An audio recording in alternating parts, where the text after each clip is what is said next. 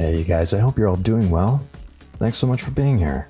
I'm really excited to share this new asset with you all. It's an animated foam material that can be used for a wide variety of things, such as ocean suds, beer foam, soap, latte froth, carbonated beverages, boiling liquids, and even abstract or alien-like materials. These are ultra-detailed 4K animated displacement maps that are seamlessly tileable. They come in 3 different speeds depending on what material you're building, and each image sequence has 1,000 frames, so no matter which speed you choose, you'll have 1,000 frames to work with. All 3 image sequences come in 32-bit EXR, so you'll be able to get great results for those ultra close-up shots. All the examples you're seeing on screen were built using Cinema 4D and Octane Render, but if you're not a Cinema 4D user, if you're not an Octane user, you can still fully utilize these texture maps in your application of choice for both stills and animation, as long as your application supports image sequences. So I just want to give you guys a quick run through of how to set this material up, give you some general guidance and tips, and help you avoid some of the gotchas you may encounter along the way. But first I want to give you some info on the download files. We have a folder containing our texture maps and also some Cinema 4D example scenes that you can check out as well. Inside our texture maps we have 3 separate image sequences of our various speeds. Each image sequence comes packaged in a 28GB zip file, so please make sure you have sufficient disk space. If you're attempting to download these files using Google Chrome, it can sometimes give you this little bug that says download quota exceeded for this file. So if you're getting that error, just go back to the main page, make sure you're signed out of your Google account, and just hit this button that says download all, and it'll start zipping the files down here. Once this finishes zipping, it'll initiate the download for each individual zip file. And lastly, all these example scenes are compatible with Cinema 4D version R20 and above, and also Octane Render version 2020 and above. Alright, so we're going to jump into a new Cinema 4D scene where I already have my Octane Live Viewer launched and just an empty plane here for us to build our material on. So let's add a new Octane material, let's drag it onto our plane, and open our material settings to start adding some parameters. So I'm going to change this to a glossy material and add a vibrant color, do a nice red, make it a little more reflective. Then we're going to come in and add a new displacement. And we're going to load in a Octane image texture. So let's go in and navigate to our folder where we have our image sequence saved.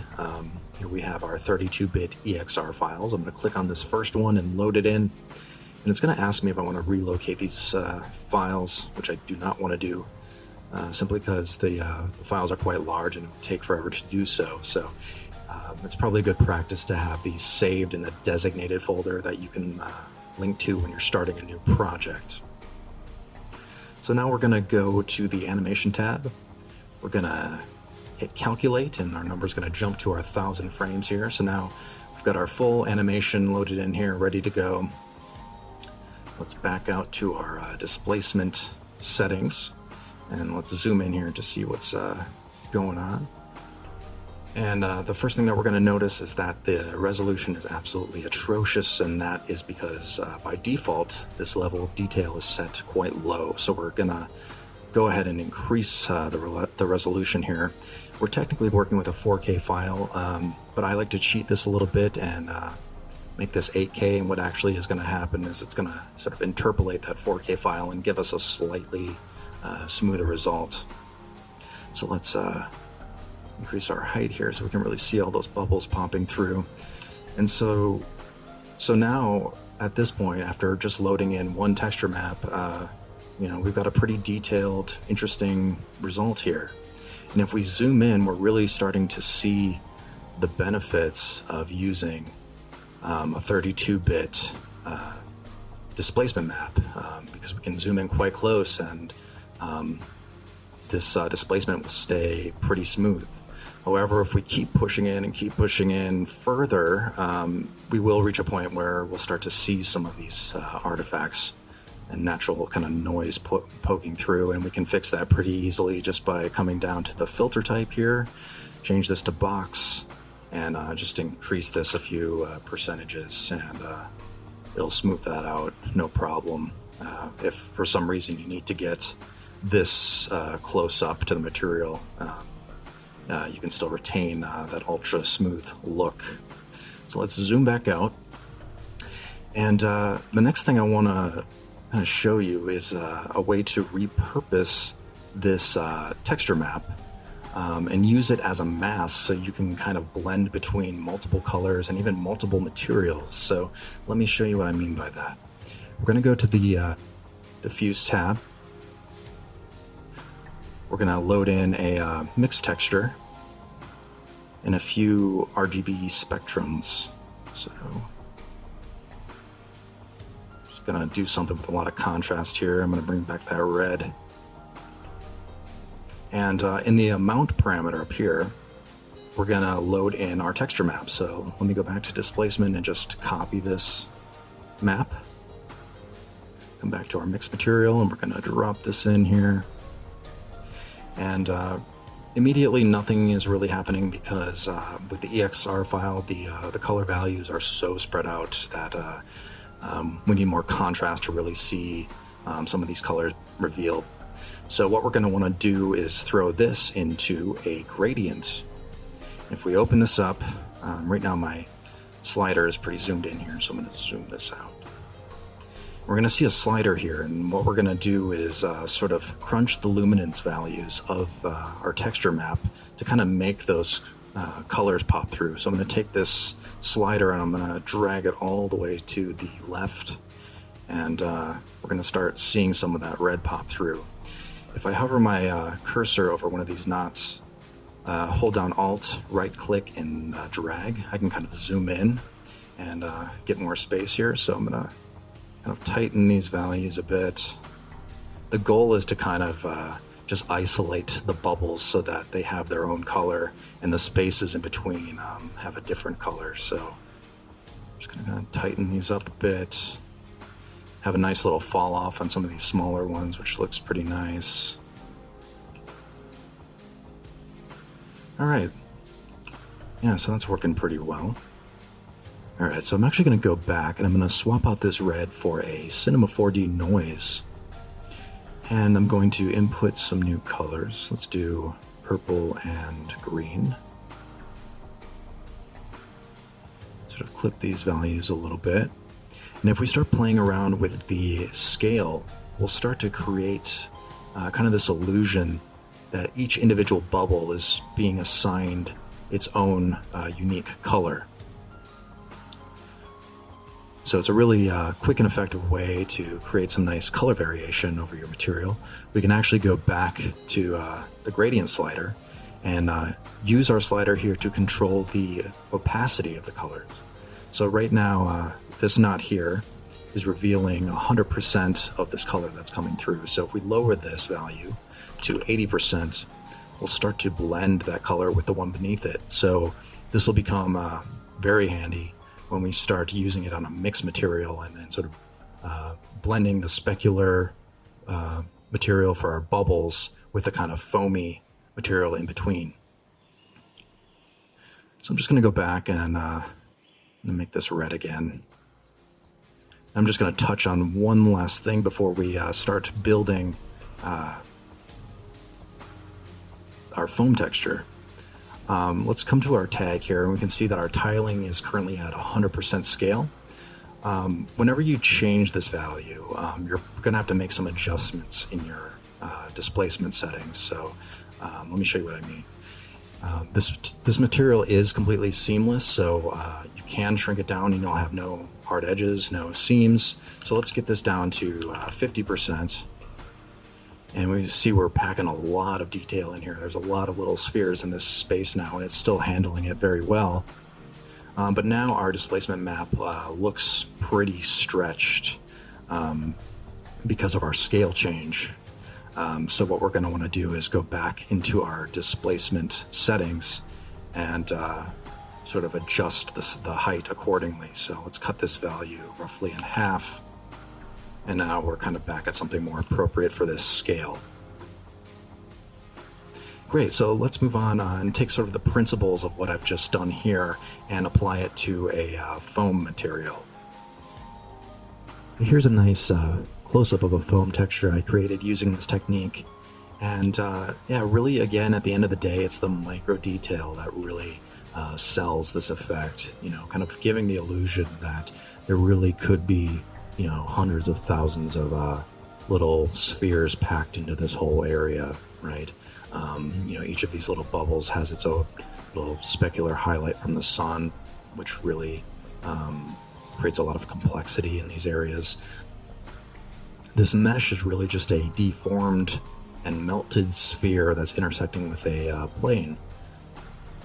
But this intersection kind of creates an interesting thing along the edges. It kind of makes it look like these individual bubbles are kind of just clinging to the surface a bit.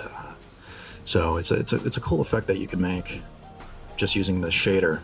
So let's go ahead and try to recreate this material. So I'm just going to delete it quick from the mesh. Let's create a new Octane mix material. All right, and then we're going to create two just regular materials. And one of these I'm going to be naming Bubbles.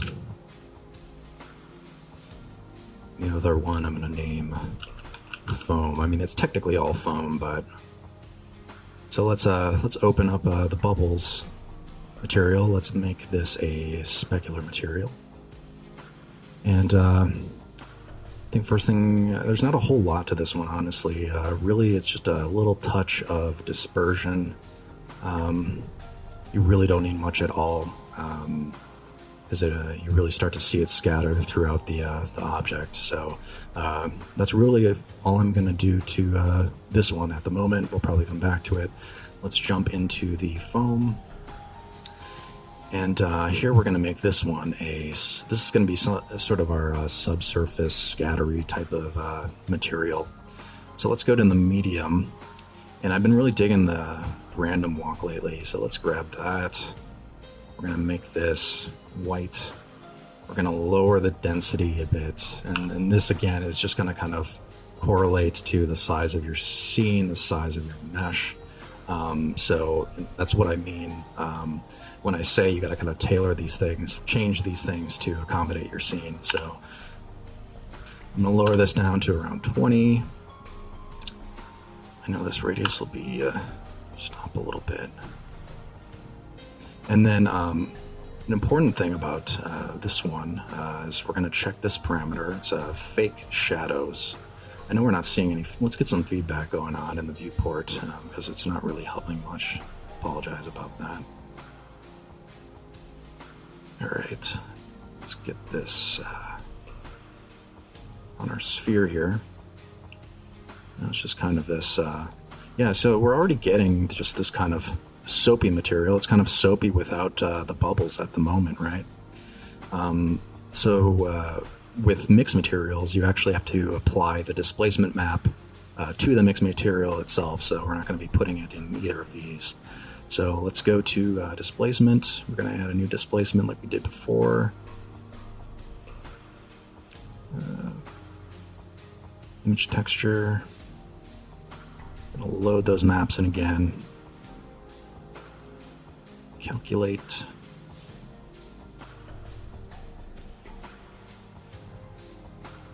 Then we'll bump up the resolution again.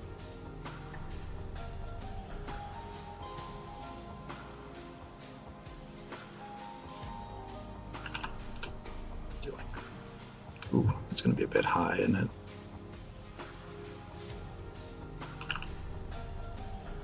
So we might need to use this mid-level here to kind of sink it down beneath the surface a little bit. Yeah, there we go.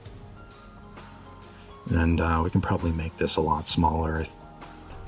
And I think this mesh is flat enough where I wasn't using UV mapping before because it kind of distorts the mesh a bit on the sides just because I just have a displaced sphere. So I'm just going to use cubic mapping for this case. And then I'm going to scale it down to 50% just to get some more bubbles packed in there. We might even have to go smaller. We'll see.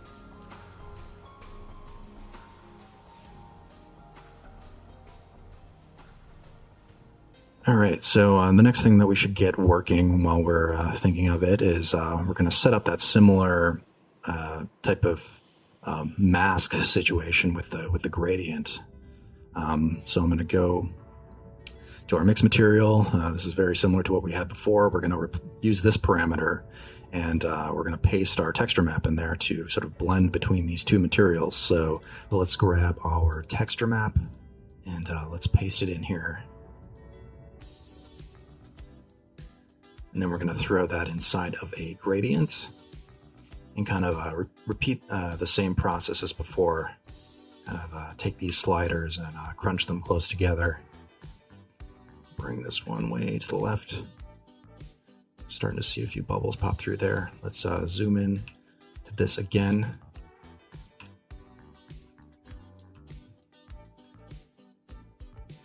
Tighten these together a bit.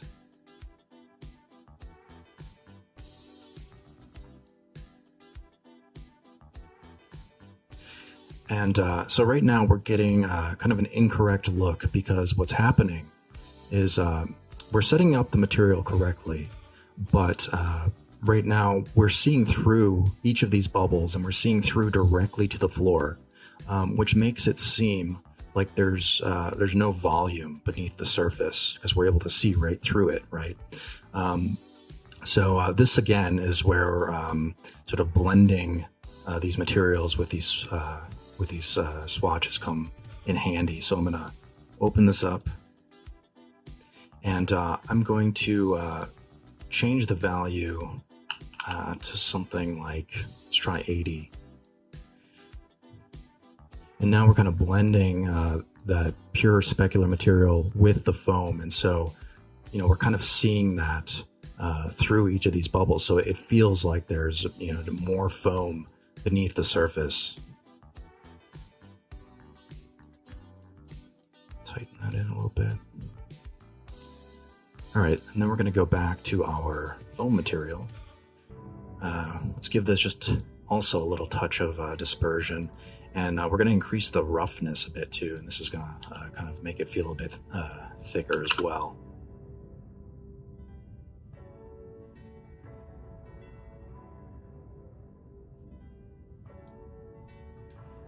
So already that really helps make everything look a lot more wet.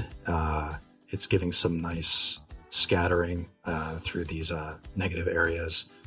The bubbles are all receiving some nice color influence from it all. So that's not looking bad. I think we're pretty close to there. It's not super complicated. It's fairly straightforward. But again, it's like your lighting does so much for this material. So, if you load in all these parameters and something is still looking off, it's usually just a matter of like redirecting your light from a flattering angle, making sure there's enough contrast between this material and the background. It's good to work with some darker background colors for these bubbles to absorb. If you put this material on a light surface, these bubbles aren't able to reflect any color, so you're not going to see sort of these darker tones in the bubbles. So the light and the other objects in your scene really have an influence on how this is going to turn out. And I see my bloom is coming through a little heavy right now. I've got this ramped up a little bit as well. We can lower this, or we can increase the cutoff and kind of just isolate that bloom just kind of around the highlight areas, and it kind of helps along this sort of subsurface scattering feel. So this can sometimes be a pretty render-intensive material, particularly with all the dispersion and scattering. So AI Denoiser is going to be your best friend here, so just make sure you have that enabled. Another thing you can do is scroll down to the hot pixel removal and clean up some of those fireflies that occasionally pop up in some areas as well. And then if I come up and open my render settings, another thing that's helpful is increasing the caustic blur a little bit. I believe it comes in at 0.01, so I've increased that a bit as well. And then you're going to want to enable static noise, and that'll help you prevent that noisy flickering that can happen when rendering out animations. So I hope this has been helpful in getting you started. There are so many variations of this material that you can make, And I really encourage everyone to get creative and experiment with the texture maps. If you want to take a look at how I made some of those other materials, you can check out the example files I included and see how everything is set up. Thanks so much for joining me on this tutorial. I hope you find the texture maps useful, and I can't wait to see what you all create. See you guys soon.